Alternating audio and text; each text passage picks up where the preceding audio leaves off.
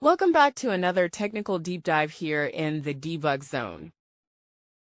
Today we're tackling a big question and breaking it down with insights from other users.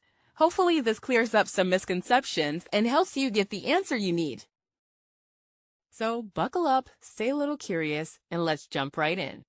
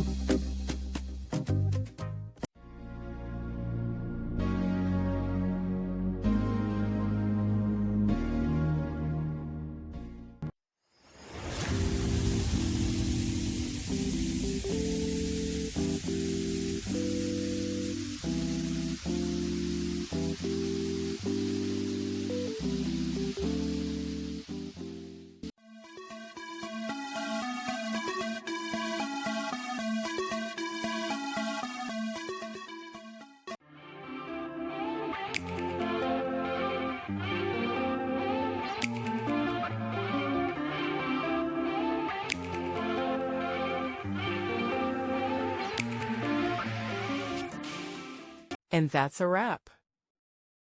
I hope you found the answer you were looking for. If you did, take a second to hit that subscribe button. It really helps out.